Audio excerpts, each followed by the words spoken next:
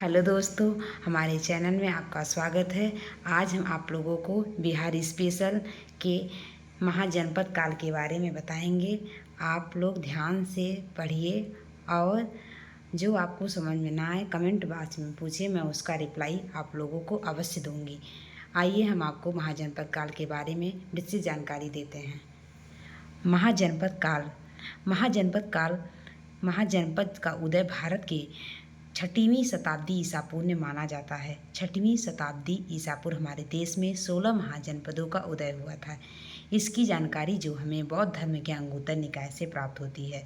जो बौद्ध धर्म है उसकी जानकारी हमें महाजनपद के बारे में बौद्ध धर्म में अंगुत्तर निकाय से प्राप्त होती है। 16 महाजनपदों के विषय में हमें जानकारी जैन ग्रंथ में भगवती सूत्र से भी प्राप्त होती है। बौद्ध धर्म में अंगुत्तर निकाय से प्राप्त होती है। क्वेश्चन अधिकतर पूछते हैं।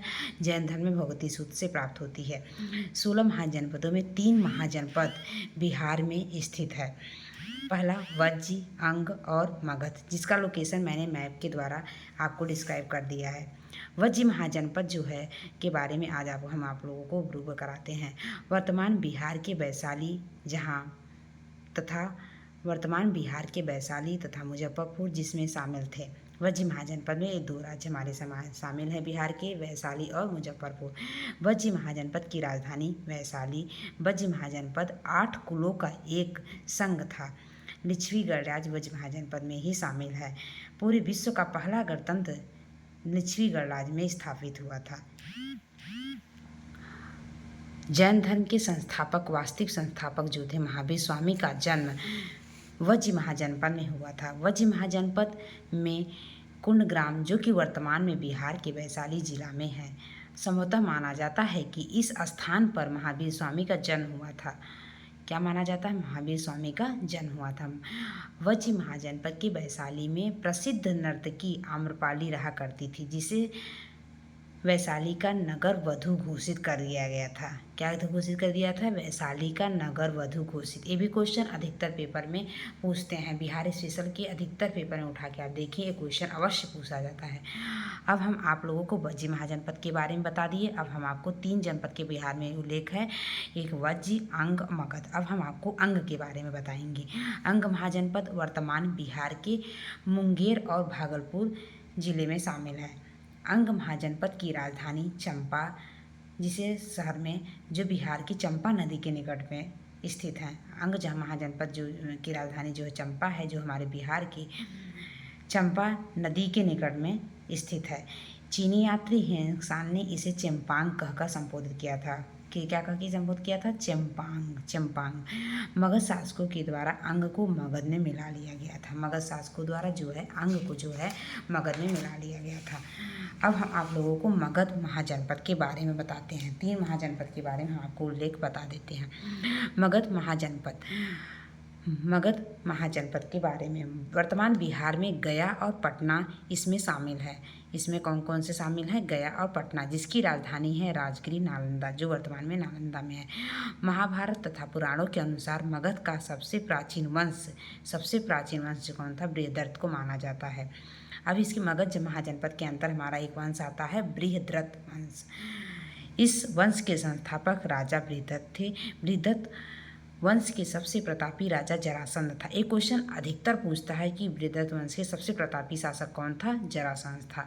जरासंध का अरवाड़ा राजगीर में स्थित है। जो जरासंध का जो अखाड़ा है वो राजगीर में स्थित है। ये भी क्वेश्चन पूछता है। बृहद्रथ वंश के शासनकाल में मगध की राजधानी राजगीर थी। इस वंश के अंतिम शासक रिपुंजय थे।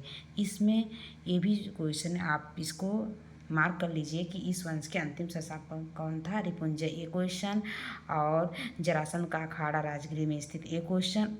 और इस वंश का सबसे प्रतापी शासक, एक क्वेश्चन। ये तीनों क्वेश्चन अधिकतर बिहार की कोई भी एग्जाम हो, अधिकतर आप देख सकते हैं, प्रीवियस उठा के देख सकते हैं, अधिकतर क्वेश्चन ये पूछता है, जिसे हम आपको मेंशन कर दिए हैं बुक कॉपी में।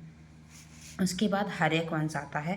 हर्यक वंश के बारे में आपको बताते हैं कि बौद्ध ग्रंथों के अनुसार यह मगध का सबसे प्राचीन वंश माना जाता है। बौद्ध ग्रंथों के अनुसार यह मगध का सबसे प्राचीन वंश माना जाता है। इस वंश का संस्थापक बिंबिसार था। बिंबिसार के शासनकाल में मगध का साम्राज्य विस्तार शुरू हुआ। बिंबिसार ने मगध के साम्राज्य विस्तार के लिए 2 नीतियों को अपनाया। कितने नीतियों को अपनाया? 2 नीतियों को। हम आगे आपको बताते हैं कौन कौन सी नीति है। एक युद्ध नीति है, एक वैवाहिक संबंध की नीति है। आगे हम आपको ग्रुप परिचय कराते हैं।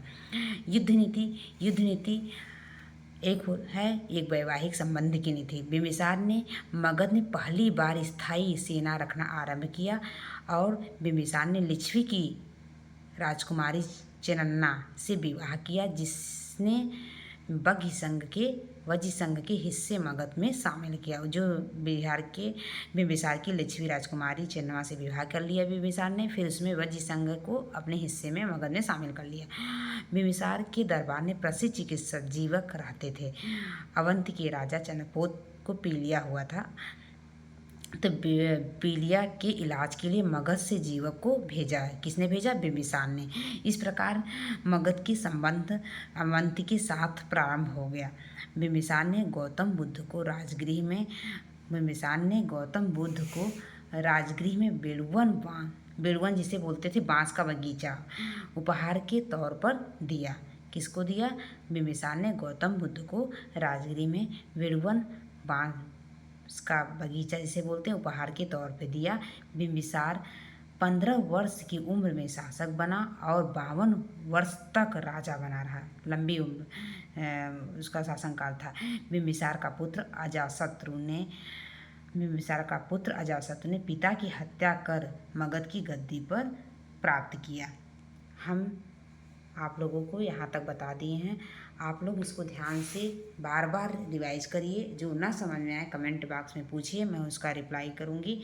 और हमारे चैनल को सब्सक्राइब करिए, शेयर करिए, खूब ढेर सारा प्यार दीजिए। जो समझ में ना आए कमेंट बॉक्स में बताइए, मैं आप लोग को रिप्लाई देने की पूरी कोशिश करूँगी। और खूब ढेर सारा प्यार दीजिए। Thank you so much.